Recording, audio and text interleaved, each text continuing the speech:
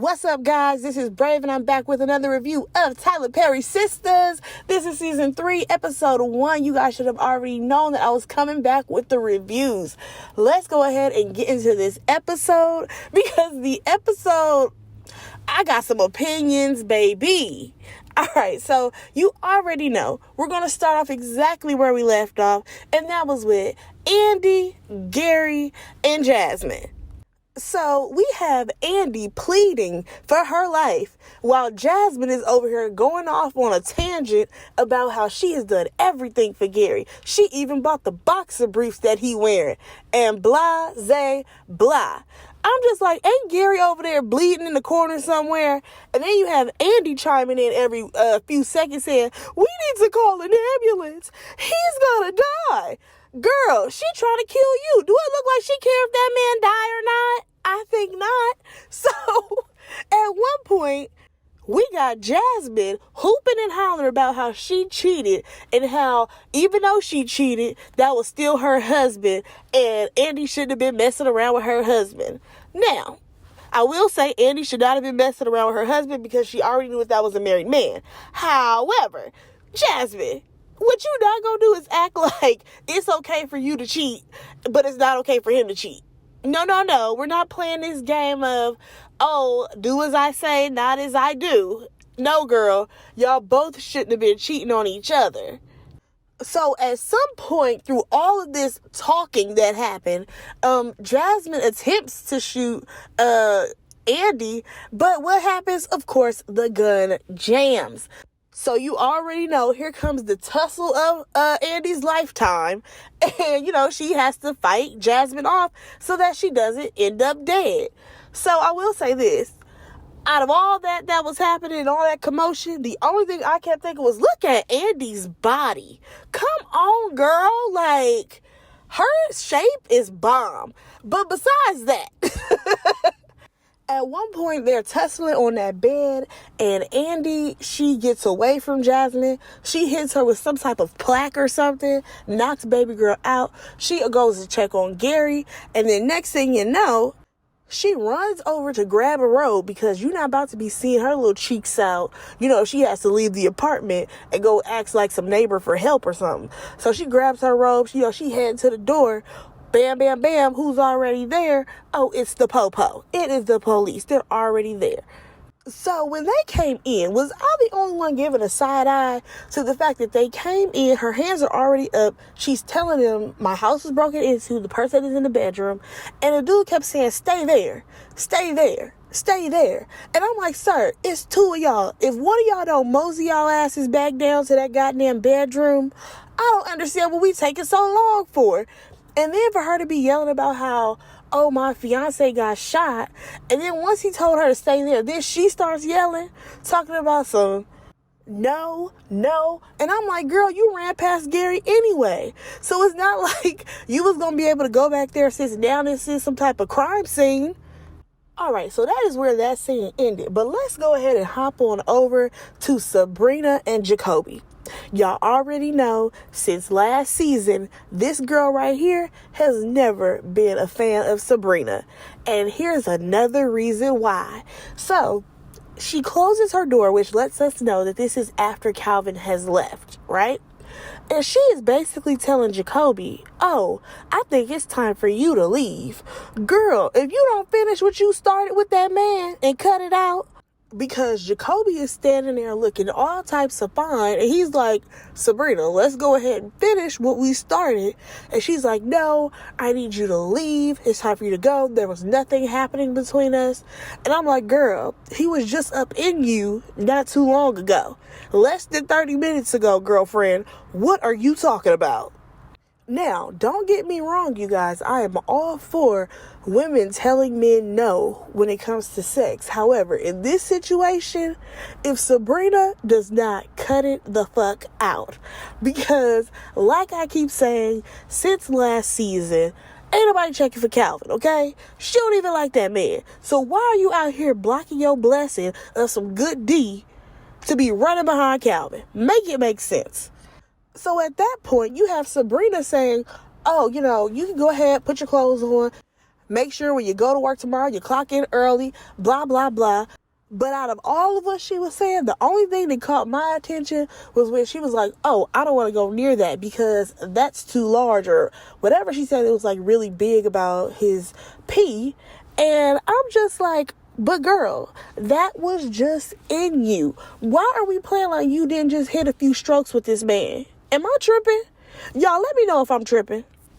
Now, let's go ahead and move on to Danni and Preston, because they're out here laying in this bathtub. Now, y'all, we have all seen Danni's studio apartment. When the hell did she get a bathtub? Because last time I checked, all she had was a shower. She had a shower, a sink, and a toilet. Where did the bathtub come from? Please let me know. But either way, they are sitting in this tight-fitted bathtub. I'm sorry, but it needed to be a little bit larger for both of them. Because, like, Preston is a big guy. You know what I'm saying? I'm not saying that Danni's big, but I'm saying, like, for two people, that tub looked real snug. So, besides that, they're just, spending some quality time together. But out of nowhere, here comes a phone ringing. And Danni is like, that is a house phone. I ain't paid that bill in who knows how long. Again, like I said last season when Andy had that house phone. Who still has one of those? But either way, she's like, I ain't about to answer that phone. Next thing you know, what happens? Her cell phone rings. So she's like, I already know it's about to be some drama. She was right. It's her crybaby best friend, Sabrina. And I'm just like, here we go. Of course, she had to call somebody. So Danni is like, are you alive? And she's like, barely. And I'm like, Sabrina, if you don't cut it out, all you did was kind of hook up with somebody. Your ex popped up, and then he left. And then you kicked old boy out. You could have went on ahead, took a shower, and headed on to bed. You didn't need to call Danni for that in the wee hours of the morning. But I will say, I was cracking up when Sabrina is over here stressed out, talking about I opened up my door, and it was Calvin. And Danni's response was, well, did you close it? I said, see, me and Danni, we are on the same page in this situation. Sabrina should have closed the damn door and went back to get the deed that she deserved. Which I don't even know if she deserved Jacoby at this point. So once, Danni finds out that all this is happening with Sabrina, she's like, all right, girl, I can't really have this conversation with you, so go ahead and call somebody else. Now, Sabrina has in her mind she can't call anybody else, that she can't call she can't call Andy because Andy's probably with Gary. Oh, we'll call Karen. Oh, I can't call Karen because Karen's probably back with Zach already. And I'm like, the one person who you already know is in a secure relationship, you didn't think that you couldn't call her? Danni is the only one from the last time that they spoke. She's like, me and Preston, we're good.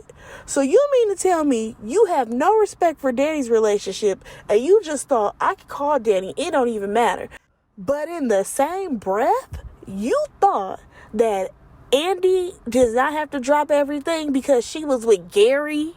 And then you also thought that Karen didn't have to drop anything to have a conversation with you because she may be back with Zach? Girl, you ain't right for that. You ain't right for that. Again, as I've continuously said, these girls have no respect for Danni. They keep her around because she's comedic relief for them. They hate when she tells them the truth. And Sabrina, I feel like she leans way too much on Danni. But Danni does not seem like she can lean on Sabrina. Because, I'm sorry, that really bothered me. That she felt like Andy and Karen's relationships were more important than Danni's was. When we already know that her and Preston are together all the time.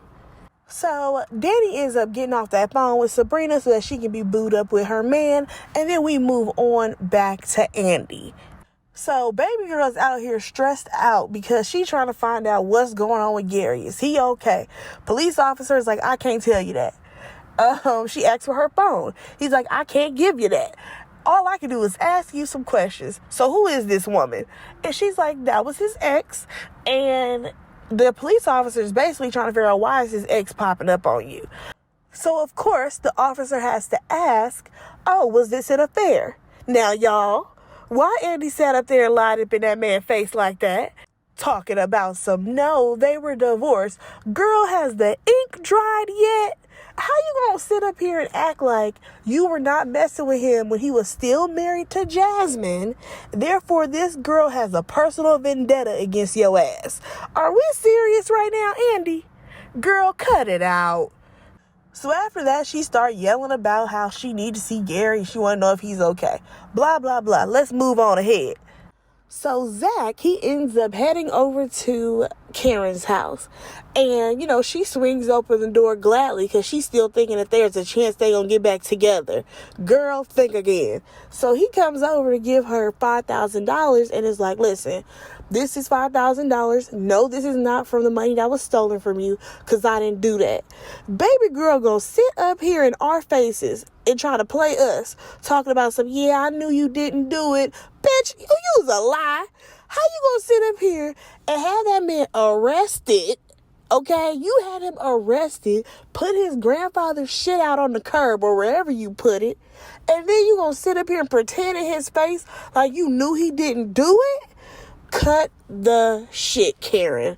You just trying to get back with this man. And I'm glad that Zach called her out about that. So we get down to what this money was for. And Zach talking about some, I owe you about $77,000 for all the times that you paid for shit for me, and you paid for the rent, and you paid for all this stuff.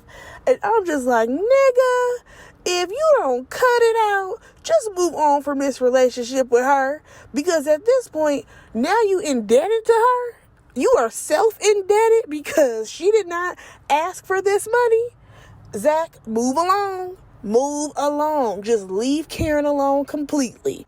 So the conversation changes once Karen is over here trying to be nosy, asking Zach questions like, oh, and how long were you with Fatima messing around together?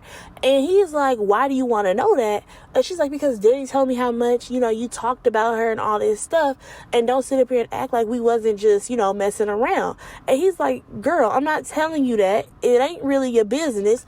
And third of all, girl, we was just fucking. That was it. This is not a let's get back together type of moment. Like, her entitlement to know what's going on with Fatima and Zach really bothers me, because she literally said, don't you think I deserve to know? Girl, no, you don't deserve shit. So we move on to Danni. She is getting out of bed with her bonnet on, got a robe on. She's headed to her bathroom or whatever. And I'm just like, what time is it? Because baby girl done soaked in a tub, probably rode him with her surfboard, and then she probably done messed around with him again in the bed, put his ass to sleep, and now she got time to get on the phone with Sabrina. So she ends up calling Sabrina, trying to figure out, well, what really happened? How was he feeling? And she's like, yeah, he was super duper mad. And like Danni said, girl, just let it go. At this point, just let this whole situation go with Calvin. So Sabrina, she is over here whining on the phone about how, what if I'm missing out on my good guy and all this stuff? And it's like, but you don't want him. You want the thug. You will not commit to this man. What are you talking about? Like, he's not your type. Move along. So while I want her to move along, it's time for me to move along to the next scene, because nothing really happened with them going back and forth on that last part. So we finally see our girl Fatima. Now, one thing I just want to point out is that baby girl had a whole new hairstyle. Okay? So did she slap a wig on? Like, are we going to address the wig? Like, what's happening? Because baby girl's hair was not like that last episode.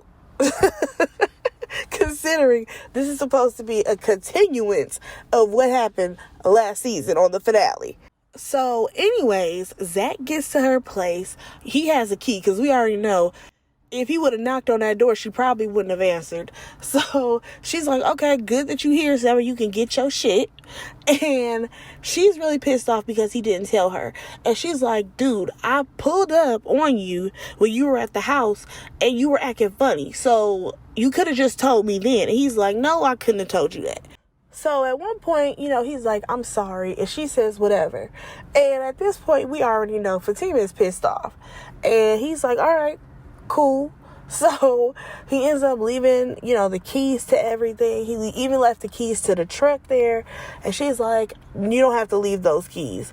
And he assumed that she would get him kicked out of the program. And she's like, why would I do that? Like, why would you even think that I would get you kicked out of the program? Like, Fatima ain't Karen, okay? Fatima is going to let you, grow as a person. Karen, we already know, Karen would have took his ass right out that program if she was involved in it. and she was in this situation. So Zach tries to say that he didn't want to hurt her and that's why he didn't tell her. And she's like, hurt? Who's hurt? Because baby girl ain't hurt. And I'm just like, baby girl is hurt. So to prove that she's not hurt, though, she got another man lined up. Because we already know Fatima keeps him in a rotation. And I forgot that in this scene, Zach pointed out that she changed her hair or whatever. So let's just talk about how this dude walked through the door. Now, was he my type? No. But I guess we just gonna run with it. So Zach, you can already tell he's intimidated. And he tries to, say some slick stuff to the dude or whatever. Fatima just wants him to go. So then Zach finally, after all of that, walks out. So let's just go ahead and move along because now we have Calvin and Maurice. Now Calvin over here coming home and he huffing and a puffing because oh boy was at Sabrina's house. Like, nigga, nobody told you to go over her house unannounced in the first damn place. So now he over here mad at Maurice talking about, so why'd you even tell her that I was messing around with that dude? And then after that, he went on to tell Maurice about how Jacoby was there. He didn't have no clothes on and all this stuff. And I'm just like, well, aren't you messy just spreading Sabrina business like this? But anyways, he repeated himself twice saying, why do I like this girl? Why do I like this girl? Like, because for some reason your dumbass can't move on even though she don't want you. So then we have Maurice trying to explain to Calvin how, oh, well, Sabrina's a special girl, but I don't think that she's ready for a relationship because she hasn't been in one in a very long time. And out of nowhere, here goes Calvin talking about, she said that she wanted a relationship. When, nigga, when? Because since we have been watching this, she doesn't want to commit to you. So therefore, maybe she does want a relationship, just not with you. So he gets the bright idea that he gonna go back to Sabrina's house. Nigga, move on. Just move along. Let's just go ahead and move along ourselves. Now we get Karen. She is over here blowing up Andy's phone. But as we know, baby girl can't get her phone. So she has a knock at the door. Knock, knock, knock. Stop knocking. Who is at Karen's door? Oh, it is a drunk, y'all. It is the man who was supposed to be so holy and sanctified. Not no more.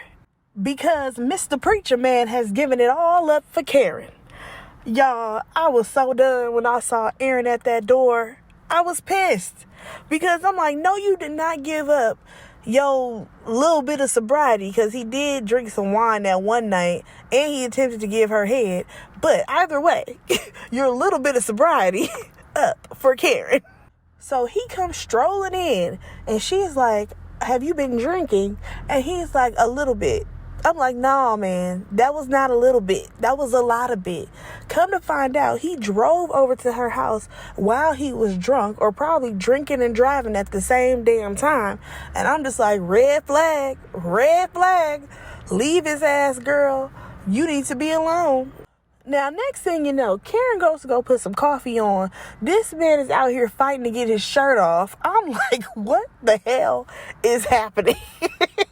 Because he was fighting to get that shirt off. It was definitely giving that scene in Boys in the Hood when old boy was fighting the air. Okay? So, next thing you know, she looks over to him and he's, I want you, Karen. And I'm just like, oh, Lord. I mean, baby boy was whining and crying about how he wanted Karen for himself.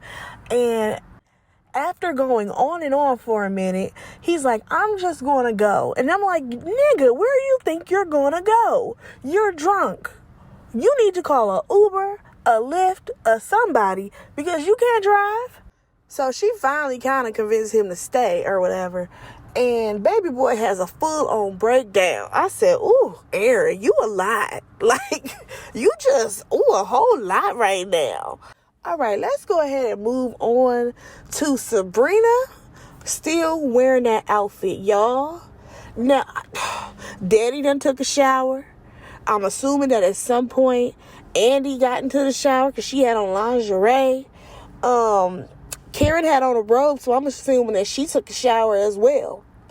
At least I would hope, considering she got digged down a few hours earlier and didn't take a shower then. Why does Sabrina still have on this teacher's outfit? I'm trying to figure out what hour it is in the morning because it has got to be at least a good 2 o'clock in the morning. Because according to Tyler Perry time, actually, who knows? Because with his timeline, it could be 10 p.m. And we already know, ain't no way all this shit done happened. And this girl still shouldn't have been able to take a shower. Come on now. You still got a little bit of Jacoby in you still. Girl, wait, but you sitting up here worried about Calvin. Get your life together. So anyways, Maurice is basically calling Sabrina to give her a heads up that Calvin is coming over there. And she's like, why is he coming over? And he's like, doesn't really matter. I'm just trying to give you a heads up so that way you can get Jacoby up out of your place. And she's like, how do you even know that? Did he tell you that? I'm like, duh. Why else would he know that Jacoby is there, girl? So we already know that Maurice is trying to get the tea on what happened with Jacoby, and Sabrina ain't giving him no info. So let's move her right along because we get back to Fatima's house. She back from her date, and baby boy is trying to stay the night. And she's like, no, you can leave. Basically, she was just using this man to kind of, throw it up in Zach's face that, first of all, I can get somebody else in a quick second, okay? Don't ever get it twisted. Because like I said, Fatima keeps them in rotation. So she finally gets this man to go ahead and agree that he's going to leave because she ain't feeling it tonight. And he tries to kiss her goodbye. Nope, not happening either. She literally told him, boy, I will call you in a week. I said, ooh, I need to be like Fatima, keep him waiting. So, you already know, after old boy left, she fixed herself a glass of wine. Baby girl is stressing over Zach. And she ends up looking over to the stuff that he left. And she's like, wait, is that the alarm key? And he ended up leaving the alarm key, but not the actual car key or whatever. And then he also left her some money because he probably is like, well, I guess since Fatima don't want to take me back, then I got to pay her for living off of her for a couple of days or weeks, however long it's been. So Fatima ends up calling Zach, and she's like, you left your money here. He's like, nah, that's because I stayed with you. She's like, I do not want your money. I don't want, anything from you. I did this because, it was just the kindness of my heart. And at one point, he's like, there's 2 places I'm not going with you, and that is back and forth. And I said, you know what? That was a really good line, Tyler. I ain't even gonna lie to you. That was a good line. So they kind of go back and forth about, her moving quickly to this new guy or whatever. And she's like, do you really want to do this, go back and forth about this, considering what you just did? And he's like, nope, let's not do that. So she's like, listen, the money gonna be in an envelope on the outside of my door. Come get it if you want to come get it. And he's like, don't do that because somebody will, take the money. And she's like, okay, well, come get it. And he's like, are we still talking about the money? And I'm just like, oh, here we go. He's trying to get something popping with Fatima. He still ain't took a shower with his dirty dick ass. So after all that, he basically asked her, has she ever been confused? Because, Karen is his ex and they have history and all this stuff. And I'm just like, dude, Fatima does not want to hear anything about Karen. Regardless of you guys having history, regardless of you being confused, she don't want to hear that. she is the new girlfriend. Well, not even girlfriend, but she's the new woman in your life. And she's doing a whole lot more than what your ex has done, because you constantly told her how she's so much better and she treats you better than what your ex did, yet you ran back to your ex. I'm sorry. No, we don't want to hear that over here. So we get back to Sabrina, y'all. And she opens up her bedroom door. Who is still at her house? Jacoby. And I'm like, she done literally called Danni after, whatever happened with y'all two. And she waited for Danni to call her back. So who knows how long that was, because like I said, Danni probably rode the cowboy with her surfboard, put his ass to sleep. Who knows how long that might have took, because, she called Danni. Well, Danni called her back.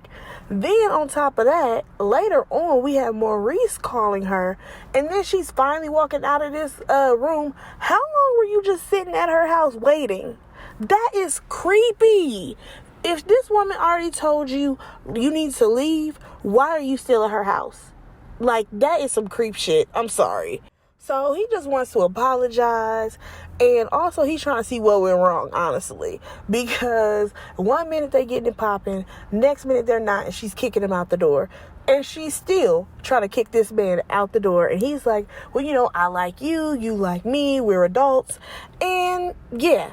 Dude, just go ahead and leave Sabrina confused ass. So she ends up swinging her door open so that she can tell him to leave yet again. And who's here again? Oh, it's Calvin. Now, he come up in here trying to look all swole, because he was trying his best with his button-down shirt to look real swole, and was like, nigga, you need to leave. I said, Calvin, if you don't cut it out, you know this ain't you, boo. Now, we already know Jacoby was not here for that. Y'all know he got a whole lot of thug in him. He was 2 seconds away from whooping Calvin's ass, but he looks to the corner of his eye, and Sabrina is pleading with all her might for him to leave. So he go ahead, and he finally leaves. Now, we already know before he left, he was going to have to do something. So he gave Calvin one of them little shoulder nudges. Before people have a fight, like when you was in middle school or high school, and they all in each other's face, and they like nudge the other person's shoulder with all they might. I said, oh, okay, Jacoby. So then we have Calvin, who has all this extra bass and testosterone in his voice, talking about some, sit down, Sabrina. No, I'm talking. I said, who are you right now? Because at this point, you're pretending to be the type of guy that she actually wants. So cut it out.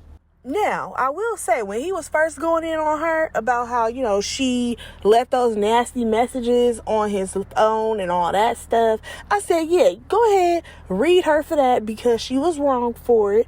And once he said, I just want to be done with you, I don't want to call you no more, text you, none of that, I said, oh, we are finally getting somewhere. Until he said, but when I think about that, it hurts like hell. I said, hold on, sir. You're trying to make a U-turn. We were going somewhere. You were moving forward. Do not make a U-turn now. So then he wants her to list off what's wrong with him. And she over here, nothing's wrong with you. I'm like, just say you don't like him, okay? Just be honest. So when she finally decides to try to be honest, she's like, well, I heard you was on meth. And he's taken aback. He's like, meth?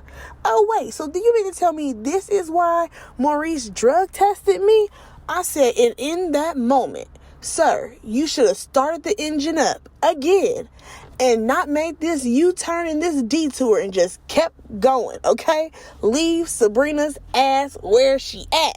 Like, honestly, there didn't need to be any more conversation once he found that out, because that is messed up to have this man drug tested by your friend just so that you would know if he did meth or not without having any type of conversation with him. And Sabrina is over here talking about I should really stop just listening to people. And he's like, nah, go ahead, because that's the way you chose to live your life. You listen to what everybody else got to say, and you don't think for yourself, Sabrina. Which is very true. He ain't lie about that. So, baby boy is done. I said, yes, finally, Calvin. Let's move on. And she's like, please, please, Calvin, please. And I'm like, girl, there's no begging after that. Like, I'm sorry, but I don't think there's a comeback for what Sabrina did. I'm sorry. To get somebody drug tested, no. No. Especially like when he was like, you never believed anything that I've told you. And I'm like, nah, she didn't. Because everything that you've ever told her, she's had a conversation with somebody else about it. So yeah, this ain't a perfect match at all.